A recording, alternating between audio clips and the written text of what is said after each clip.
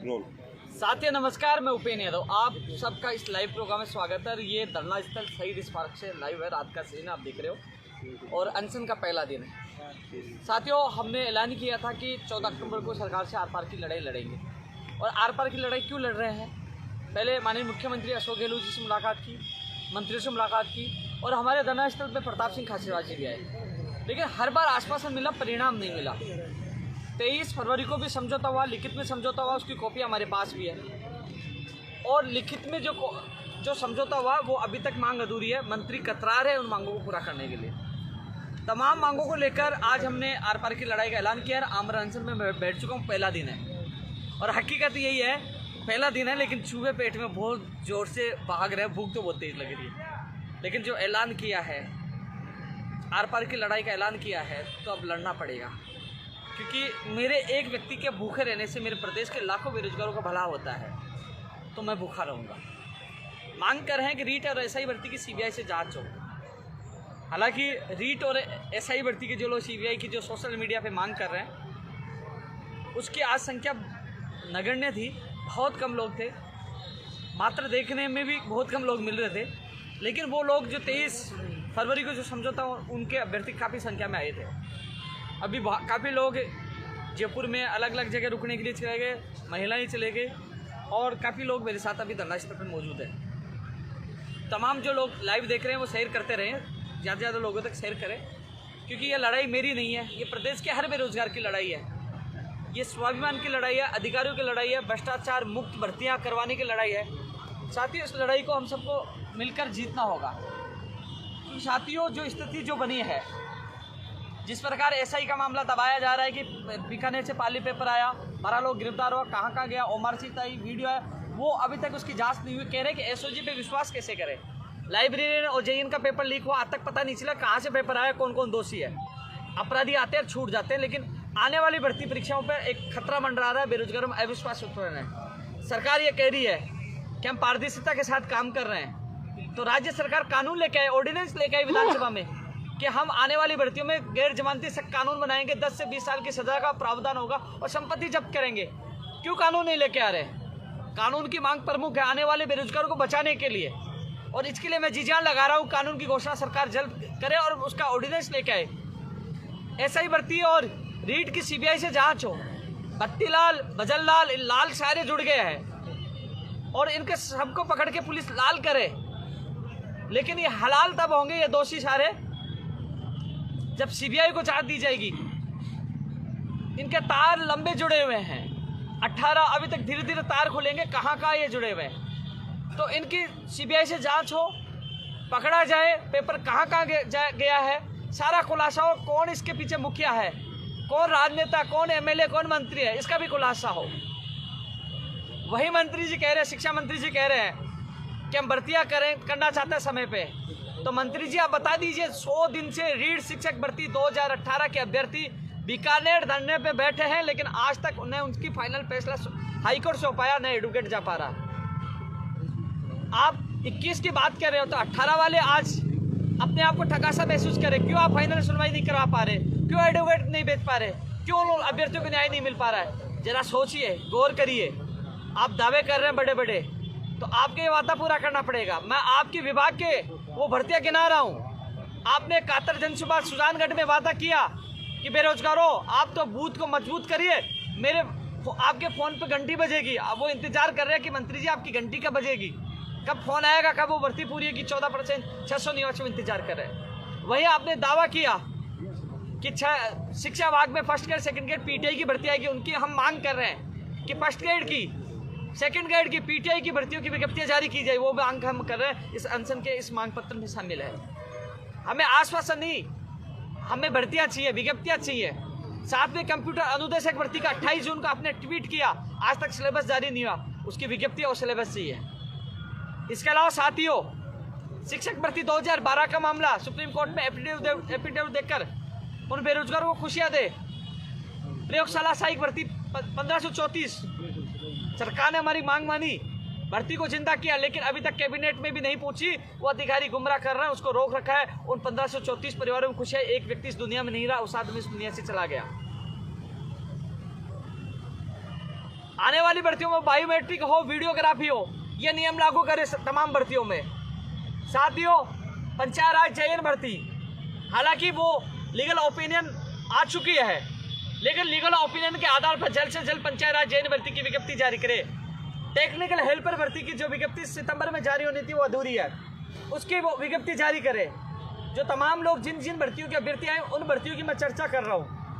सबसे पहले मैंने एसआई और रीट की, सीबीआई की मांग की है चर्चा, लेकिन वो नहीं है। फिर भी जो उनके लिए मैंने वादा किया था कि मैं अंतिम क्षण तक उन लोगों के लिए संघर्ष करूँगा, अपनी जान जोखिम में डालते। जबकि जब मैंने अनशन किया, मेरा डॉक्टर ने हमेशा मुझे कहा कि भविष्य में अनशन मत करना, मुझे खतरा होगा, लेकिन फिर भी अपनी जान जोखिम में डालकर मैं एक बार फिर अमर अनशन पे बैठा हूँ। साथियों, तमाम जो मांगों को लेकर हम बैठे हैं, पंचायत राज एलडीसी भर्ती 2013 जो मुख्यमंत्री जी ने घोषणा की थी, 2 बार घोषणा कर दी, लेकिन अभी तक उनका कैलेंडर जारी नहीं हुआ। 10,029 परिवार खुशियां मांग रहे कि दीपावली का तोहफा हमें दीजिए। आखिरकार उनको तोहफा कब मिलेगा? उनकी मांग भी प्रमुखता के साथ मैं इस अनशन में शामिल करके उनके लिए भी मैं बैठा हूँ। साथियों, फार्मासिस्ट भर्ती जिसकी 5 बार परीक्षा थी, 30 दिक्कतें हो गई, न विज्ञप्ति का पता न एग्जाम का पता। वही जो तमाम जो भर्तियां जिनका मैं नाम ले रहा हूं उनके लिए हमारा संघर्ष जारी है। साथियों, ये अभ्यर्थी आए हैं या मौजूद हैं, सुबह भी आए थे। वही चिकित्सा विभाग में रेडियो विभाग पर लैब टेक्नीशियन की भर्ती निकाली जाए, नर्सिंग भर्ती निकाली जाए, नेत्र सहायक, ओटी टेक्नीशियन, टीआरए, एफईआरओ, सूचना सहायक, junior accountant, Rajasthan police constable, motor वाहन उप निरीक्षक, पशुधन सहायक, जलदारी, दंत चिकित्सक के अभ्यर्थी पूछे थे। इन भर्तियों की विज्ञप्तियां जारी हो। साथियों, वही वरिष्ठ अध्यापक भर्ती 2016 के जो अभ्यर्थी, हालांकि उनका एक भी अभ्यर्थी आज नहीं पहुंचा, उनकी सूची जारी हो। वहीं राजस्थान की भर्तियों में बाहरी राज्यों का कोटा समाप्त किया जाए, राजस्थान के बेरोजगार को प्राथमिकता दी जाए, इंटरव्यू प्रथा को समाप्त की जाए, परिचालक भर्ती 2010-11 के चयनित अभ्यर्थियों को नियुक्ति आदेश जारी हो, प्रतियोगी परीक्षाओं में इंटरव्यू समाप्त किया जाए। तमाम मांगों को लेकर हमने जो आज आगाज किया है और तमाम कई अभ्यर्थियां मौजूद हैं। साथियों, जो मुकदमे दर्ज किए गए बेरोजगारों पर, नीमराणा में वो मुकदमे वापस हो, और जो चालक था रीट भर्ती के पेपर लेके आ रहे थे, जो आज एक 16 लाख लोगों के लिए पेपर लेके आया, 3 दिन तक गाड़ी चलाई, उनके पास अतिरिक्त ड्राइवर की व्यवस्था नहीं थी, पता नहीं साजिश के वो शिकार हुए हैं। आज उनकी 10 साल का बच्चा है, आज उनका परिवार एक तरह से अनाथ हो चुका है, तो सरकार उनको भी नौकरी दे, उनका भी भविष्य बनाए। साथियों, तमाम मांगों को लेकर हमारा संघर्ष जारी है। ये शहीद स्मारक पर मैं अभियान पे बैठा हुआ हूँ। तमाम साथियों से मेरा निवेदन है, ये लड़ाई प्रदेश के हर बेरोजगार की है, उनके माता पिता के सपनों की है।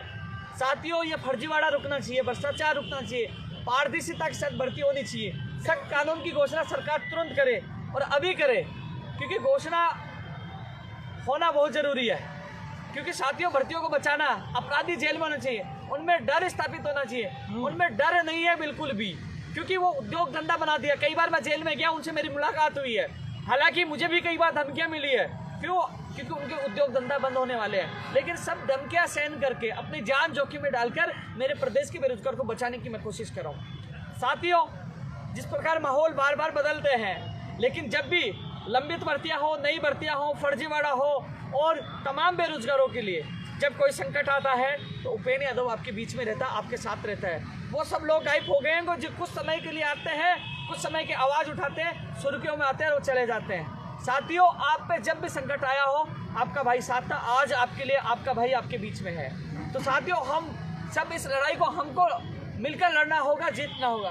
तमाम साथियों से अपील है कि आप लोग कल सुबह धरना स्थल पर पूछे, ये एक दिन का आंदोलन नहीं है। अब आर पार की लड़ाई का ऐलान कर दिया। एक बड़ी मांग हमने कर दी है कि हम माननीय मुख्यमंत्री से मुलाकात की, मंत्रियों से मुलाकात की, लेकिन हमें आश्वासन के अलावा कुछ नहीं मिला। हमें परिणाम चाहिए, और परिणाम के लिए अब हम वार्ता के लिए नहीं जाएंगे, क्योंकि डेलीगेशन के लिए आज भी कहा गया कि आपको वार्ता करवा देते, लेकिन हमने साफ मना कर दिया। अब वार्ता होगी तो यह धरना स्थल पे होगी, यही सरकार का प्रतिनिधिमंडल यहीं आएगा, यही सरकार के मंत्री आएंगे और यहाँ बेरोजगारों के सामने ही वार्ता होगी। अब वार्ता के लिए हम नहीं जाएंगे, हमने फाइनल कर दिया। अब वार्ता का खेल नहीं चलेगा, अब हमें परिणाम चाहिए।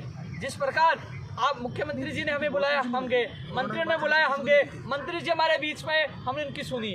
हर बार हमने मंत्री और सरकार की सुनी, अब सरकार को बेरोजगारों की सुननी होगी। हम घर से निकल के, हम यहाँ से निकल के नहीं जाएंगे। अब सरकार को ही हमारे बीच में आना होगा। सरकार से हमें आश्वासन नहीं, परिणाम चाहिए। लिखित में जो आश्वासन मिला वो आश्वासन आज भी अधूरा है। मंत्रियों को सुनना पड़ेगा, सरकार को हमारी मांगे माननी पड़ेगी। तो आर पार की लड़ाई का ऐलान हमने किया है और यहाँ पे मापड़ाव हमने डाल दिया है। तमाम लोगों से मेरा निवेदन है, इस आंदोलन को सफल बनाने के लिए, अपने माता पिता के सपना साकार करने के लिए, इस लोकतंत्र में, इस सिस्टम में बैठे इन भ्रष्टाचार व्यक्तियों को जेल में डलवाने के लिए, भर्ती परीक्षा पारदर्शिता के साथ करवाने के लिए, लंबित भर्तियां पूरी करवाने के लिए और नई भर्तियां निकलवाने के लिए हम सबको इस लड़ाई को जीतना होगा। सभी साथियों से कहना चाहूँगा, इतना ही कहना चाहूँगा, सुबह से बैठा हूँ, ऊर्जा मेरी भी डाउन हो रही है, धीरे धीरे डाउन होगी, लेकिन ये स्थिति है कि अब इस लड़ाई को शुरुआत की है। शायद साथियों, मैं ये सोच के मैं कभी जिंदगी में नहीं घबराया अनशन से, 7 से 8 बार पहले भी अनशन किया था, लेकिन इस बार पता नहीं मुझे घबराहट क्यों हो रही है। डर लग रहा है मुझे हॉस्पिटल से भी, क्योंकि साथियों वहाँ इतने इंजेक्शन लगाते हैं, कभी आर्टरी में लगाते हैं, कभी कहाँ लगाते हैं, कभी कौन सी बोतल लगाते हैं, इतना वहाँ टॉर्चर किया जाता है। जो पिछली बार मैं टॉर्चर हुआ तो मैंने उस समय सोचा था कि जीवन में कभी अनशन नहीं करूँगा, लेकिन परिस्थितियाँ ऐसे बनी सच की लड़ाई के लिए, क्योंकि कांग्रेस सरकार ये कहती है कि हम गांधीवादी पार्टी की विचारधारा से जुड़े हुए हैं, तो गांधीवादी तरीके से हम अनशन कर रहे हैं। अब आपको सुनना होगा, यदि हालांकि ये जरूर है कि सरकार नहीं सुनती है तो आने वाले वल्लभनगर दरियावार चुनाव में सरकार को बड़ा नुकसान उठाना पड़ेगा। और ये बेरोजगार रुकने वाले नहीं, उत्तर प्रदेश जाना पड़े, प्रियंका गांधी जी की रैली में जाना पड़े, हम जाएंगे, लेकिन आर पार की लड़ाई का ऐलान किया है। साथियों, मुझे ये पता है कि मुझे डॉक्टर ने मना करने के बावजूद भी मुझे खतरा है। खतरा होने के बावजूद भी एक बार फिर मैं मेरी जान के साथ खेलकर मैं मेरे प्रदेश के बेरोजगारों के लिए, आर पार की लड़ाई के लिए मैं शहीद स्मारक पर बैठा हूँ। और ये लड़ाई रोचक हो चुकी है। भैया, किस चीज़ को क्या खतरा है? मुझे किसी ने कहा, मान लीजिए किसी के बेखाओं में आके किसी ने भ्रमित करके, डॉक्टर साहब ने मुझे दलाल कहा, कुछ कहा, मैं मेरी जगह सही था, मैंने कहा कि साहब मैं हिंदुस्तान छोड़ दूंगा, आप साबित कर दीजिए। मैं अब कटाक्ष डॉक्टर साहब पे नहीं कर रहा, मैं कटाक्ष शिक्षा मंत्री पे कर रहा हूँ, क्योंकि जब मुझे लगा कि मैं सही हूँ तो मैं सामने आया, लाइव आया, कहा मैं सही हूँ, मैं हिंदुस्तान छोड़ दूंगा, मैंने कहा, क्योंकि मैं अपनी जगह सही था। तो मंत्री जी, आप भी सीबीआई को जान दे दीजिए, आप भी अपने वादा पूरा कर दीजिए, सही होगा, दूध का दूध और पानी का पानी हो जाएगा। यदि सीबीआई जांच करती है तो पता लग जाएगा, यदि कुछ गड़बड़ नहीं है तो रद्द नहीं होगी। मैंने आज तक रद्द की मांग एक बार भी नहीं की, नहीं करा मैं रद्द की मांग, मैं सीबीआई की जांच की मांग कर रहा हूँ। पता तो चले इसमें कौन लिप्त है, कौन कौन लिप्त है, कहाँ का पेपर गया, कहाँ का पहुँचा, सारी चीज़ दूध का दूध और पानी का पानी होना चाहिए। जिस प्रकार मैंने आके लाइव में कहा, जब मेरे ऊपर आरोप लगे तो मैंने आके चैलेंज दिया, आके कहा, वैसे आपको भी आगे आना चाहिए, सीबीआई को जांच होकर कहना चाहिए कि मेरे प्रदेश के विरोध के साथ न्याय होना चाहिए, जिससे मंत्री जी आपको फायदा है, हमें फायदा। आपको फायदा इसलिए है कि जीवन में आपके ऊपर कोई उंगली नहीं उठाएगा। भर्तियों में बेरोजगारों के प्रति, सरकार के प्रति विश्वास बढ़ेगा और बेरोजगार सोचेंगे हाँ हमारी सरकार अच्छा काम करी, और सरकार के नंबर भी बढ़ेंगे और सरकार की इज्जत भी बढ़ेगी बेरोजगारों की नज़रों में। इसलिए जांच सरकार को सबसे ही सीबीआई को दे देनी चाहिए। माननीय मुख्यमंत्री जी, आपसे भी निवेदन है, दूध का दूध पानी का पानी हो जाना चाहिए। इसके अलावा जो समझौता हमारा हुआ था, समझौता जो हमारा था वो मांगे पूरी हो। बीकानेर में जो धरना चला रीट वाला, वो भी समाप्त हो, उनको भी न्याय मिले, तमाम बेरोजगारों को न्याय मिले। और वो फोन की घंटी बजने का इंतजार कर रहे हैं कातर जनसभा सुजानगढ़ वाले, तो सपनों में कहते हैं मंत्री जी का फोन आएगा, गलती से किसी का फोन आ गया तो मंत्री जी का समझते, तो मंत्री जी वो वादा जरूर निभाए। लेकिन ये जरूर है, अभी जो हमने लड़ाई का ऐलान किया वो आर पार की किया है और इस लड़ाई में रोचक होगी, यह जरूर है। सरकार, पिछली सरकार भी जानती है, ये सरकार भी जानती है, उपेंद्र यादव जिद्दी है, यदि किसी भी हद तक मैं जाने के लिए तैयार हूँ मेरे प्रदेश के बेरोजगार के लिए। इसलिए आर पार की लड़ाई का हमने ऐलान किया है। सभी से मेरा निवेदन है, मेरे साथियों से निवेदन है, कुछ लोगों ने परिस्थितियाँ विपरीत बनी। साथियों, मैं एक बार पुनः और बता दूं, क्योंकि हम लोग नहीं जाते तो ये कहते हैं कि उपेंद्र यादव को सीएम ने बुलाया, सरकार ने बुलाया, नहीं गया। आज हम कह सकते हैं हम गए, लेकिन हमारा काम नहीं हो, हमें परिणाम चाहिए। क्योंकि अब शिक्षा मंत्री जी भी ये नहीं कह सकता कि वो तो बीजेपी का आंदोलन है। शिक्षा मंत्री जी बता दीजिए अब किसका आंदोलन है। ये शुद्ध पीड़ित बेरोजगार है और बेरोजगारों का आंदोलन है। आप आंदोलन को दबा नहीं सकते बीजेपी का आंदोलन बता के। अब हम कह सकते हैं कि कई लोगों ने कहा उपेंद्र यादव उसने नहीं किया, इसलिए नहीं गया, जितने दिन मेरे बेरोजगार उनके साथ बैठे, लास्ट में उनको क्या मिला? बीजेपी का आंदोलन, उनको भी बीजेपी का लोग घोषित कर दिया। जो लोग शुद्ध पीड़ित बेरोजगार भी बैठे थे उनको भी बीजेपी का घोषित कर दिया। इसलिए मैं नहीं गया कि मुझे भी बीजेपी का या डॉक्टर साहब का मुझे आदमी घोषित कर देते, मेरा आंदोलन खत्म हो जाता। इस आंदोलन को बचाने के लिए, प्रदेश के बेरोजगारों के सपनों को बचाने के लिए, भर्तियों को बचाने के लिए मैं नहीं गया था। लेकिन अब इसलिए बैठा हूँ कि अब सरकार और मुख्य शिक्षा मंत्री जी, आपके पास कोई बहाना नहीं होगा इस आंदोलन को दबाने के लिए। ये शुद्ध पीड़ित बेरोजगारों का आंदोलन है, न्याय चाहिए, सीबीआई की जांच चाहिए। और इसके अलावा लिखित जो समझौते हुए थे, जब मंत्रियों ने रात को 12:30 बजे समझौता किया था, आपने ट्वीट किया था 28 जून को कि कंप्यूटर भर्ती का सिलेबस है, कहाँ है बता दीजिए, नई विज्ञप्ति है। हालांकि वो भर्ती भी हमने उत्तर प्रदेश से प्रियंका गांधी जी से मिलकर हमने संघर्ष से करवाई, सिलेबस भी और विज्ञप्ति भी संघर्ष से करवाएंगे। आप यदि बिना संघर्ष, यदि अब हम अनशन करें इसकी मांग को मानते हुए, आप हमारी मांगों को मानते हो तो आपकी इज्जत बढ़ेगी। अन्यथा युवा आक्रोशित है और मुझे भी मजबूर होकर कई ऐसे बड़े निर्णय लेने पड़ेंगे, क्योंकि युवाओं को एक निर्देश, यानी कि हम सब मिलकर एक कमेटी जो बना रहे हैं, एक निर्देश के तौर पर हम काम करेंगे। यदि हमारी सरकार नहीं सुनती है, मंत्री नहीं सुनते, अधिकारी नहीं सुनते, तो राजस्थान में तमाम जगह वर्तमान सरकार के जितने पोस्टर लगे नेताओं के, एक भी पोस्टर नहीं रहने देंगे, एक भी पोस्टर नहीं रहने देंगे। कहीं पे नहीं, बगावत कर दी तो खुली बगावत की है, कहीं भी एक भी पोस्टर नहीं रहने देंगे, या तो फाड़े जाएंगे या उन पर काली पोती जाएगी। क्योंकि अब हमारे को धोखा नहीं, हमारा काम चाहिए, बेरोजगारों को न्याय चाहिए। मैंने सरकार को पूरा सपोर्ट किया, समर्थन दिया, लेकिन जहाँ बेरोजगारों के भविष्य का सवाल आएगा, मैं समझौता नहीं करूंगा, मैं मेरे बेरोजगारों के साथ रहूंगा, बेरोजगारों के लिए लड़ूंगा, अंतिम क्षण तक लड़ूंगा। इसलिए तमाम मेरे बेरोजगार साथी जो तमाम है, उनसे मेरा निवेदन है, शहीद स्मारक पूछिए, क्योंकि मेरे खिलाफ भी बड़े बड़े लोग षड्यंत्र कर रहे हैं मुझे ख़त्म करने के लिए। क्योंकि उनकी यही है कि ये मैं सबकी नज़रों में, सबके बीच में एक चुनौती के रूप में उनके सामने आ रहा हूँ। कहने का उनको लगता है कि ये चुनौती आने वाले समय में हो सकती है, तो कोशिश की जा सकती है ऐसे व्यक्ति को रास्ते से हटाया जाए। लेकिन अब मैं यहाँ बैठ गया हूँ, या तो सरकार मांगे मानेगी, और सरकार मांगे नहीं मानेगी तो भगवान उनकी सुन ही लेगा, क्योंकि दुनिया से मैं अनशन करता करता चला ही जाऊँगा, तो वैसे भी उनके लिए रास्ता साफ हो जाएगा। लेकिन जिस जिद पर मैं अड़ा हूँ, क्योंकि न्याय चाहिए, हमारी मांगे पूरी होनी चाहिए, इसलिए आर पार की लड़ाई के ठान कर हम लोग यहाँ आमरण अनशन पर बैठे हैं। गला भी सूख रहा है सुबह से, करो हम तुम्हारे साथ हैं। साथियों, अभी आप सबसे यही अपील होगी कि इस वीडियो को टेलीग्राम, व्हाट्सएप ग्रुप, फेसबुक सब जगह डाल दीजिए। यह लड़ाई आर पार की होगी या शुद्ध पीड़ित बेरोजगारों की है। विपक्ष हमारा मुद्दा उठाता, धन्यवाद पात्र है, हम विपक्ष के खिलाफ नहीं है और सरकार के खिलाफ नहीं है, मुख्यमंत्री जी आपके भी खिलाफ नहीं है। हम चाहते हैं हमारी भर्ती परीक्षाएं पारदर्शिता के साथ हो, सीबीआई की जांच हो, जो वादे किए थे, जो लिखित में दिए थे, मेरे पास ये लेके बैठा हूँ। ये 12:30 बजे का समझौता है। माननीय मुख्यमंत्री जी 3 अप्रैल को आपसे मिला था, उस समय 5 मांग प्रमुख थी, उनको पूरा करने का वादा किया था, और 21 सूत्रीय मांगों को लेकर मैं बैठा हूँ। मैं उन्हीं मांगों के लिए बैठा हूँ जो सरकार ने वादे किए थे, वाजिब मांगों के लिए बैठा हूँ। आपको ये मांगे पूरी करनी होगी, अन्यथा राजस्थान की युवा बेरोजगार मोर्चा खोलेगा पूरी सरकार के खिलाफ, तो सरकार की दयनीय स्थिति होगी, पूरी कांग्रेस को गंभीर परिणाम भुगतने पड़ेंगे। ये मेरी आपसे चुनौती समझो, चेतावनी समझो, कुछ भी समझो, क्योंकि यहाँ तक आ चुका है। मैंने हमेशा समर्थन किया, हमेशा स्वागत किया, जहाँ अच्छे काम में मैंने धन्यवाद दिया, लेकिन अब सवाल है स्वाभिमान, अब सवाल है हमारी मांगों का, अब सवाल है, अब ये एक तरह से बेरोजगारों के भविष्य का सवाल है, तो अब सवाल है ज़िंदगी का। इसलिए आर पार की लड़ाई का ऐलान किया है। हमारी मांगे पूरी नहीं हो जाती, आंदोलन अब उग्र होता जाएगा, आंदोलन भड़केगा, पूरे राजस्थान में भड़केगा, जिसके गंभीर परिणाम कांग्रेस सरकार को उठाना पड़ेगा। और ये आग दरियावाद और वल्लभनगर के साथ उत्तर प्रदेश भी जाएगी, मैं स्पष्ट कह रहा हूँ, तीनों जगह जाएगी, इसके गंभीर परिणाम सरकार को भुगतना पड़ेगा। आपने देखा होगा जब मैंने आंदोलन स्टार्ट किया तो आपने बुलाकर वार्ता भी की है, लेकिन अब वार्ता और आश्वासन का काम नहीं चलेगा, हमें परिणाम चाहिए। और अब वार्ता के लिए जाएंगे नहीं आप लोगों को, मैं तो जाऊंगा नहीं वार्ता के लिए, मैं नहीं जाऊंगा, मेरे साथी जा सकते हैं, मैं नहीं जाऊंगा। अब जिद यही है कि सरकार के प्रतिनिधि मंत्री यहाँ आके वार्ता करें, मेरे बेरोजगारों के बीच में वार्ता करें, हमें परिणाम चाहिए, आश्वासन नहीं चाहिए। इस वीडियो को, इस लाइव को ज़्यादा ज़्यादा शेयर करना है और ज़्यादा से ज़्यादा बेरोजगार कल यहाँ पहुँचे। कि साथियों, संवेदनहीनता देखिए, हमें टेंट तक नहीं लगाने दिया, और इसके विरोध में मैं खुद पूरे दिन भर धूप में बैठा रहा, मैं धूप में बैठा रहा, मेरे साथी धूप में बैठे रहे। आप सोचिए, हमारे और भी लोगों के धरना प्रदर्शन चल रहा है, उनके टेंट लगे हुए, उनको टेंट की अनुमति, और हम बेरोजगार के आतंकवादी है क्या? सरकार के दुश्मन है यार, हमने सरकार का साथ ही दिया, आज हमें टेंट तक नहीं लगाने दिया, धूप में बैठे रहे, मैं पूरे दिन भर बैठा रहा, मेरे साथी धूप में बैठे रहे। ये कैसी संवेदनहीनता है? क्या ये संवेदनशीलता है?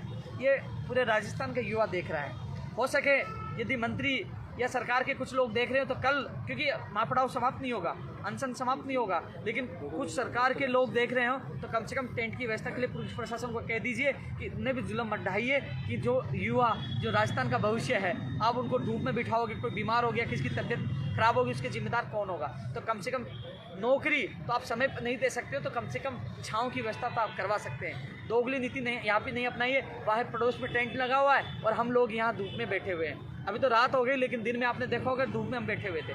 तो आर पार की लड़ाई का हमने ऐलान किया है और आर पार ये लड़ाई लड़ेंगे। साथियों, मुझे नहीं लगता, क्योंकि मेरा शरीर जिस प्रकार डैमेज हुआ, पहले दिन तो मैं शुरुआत के दिनों में 13 दिन अनशन किया, 9 दिन, 10 दिन, 11 दिन किया, लेकिन मुझे तो आज पहले दिन में ही वीकनेस स्थिति नज़र आ रही है। तो शायद मुझे इस चीज़ का दुख नहीं है।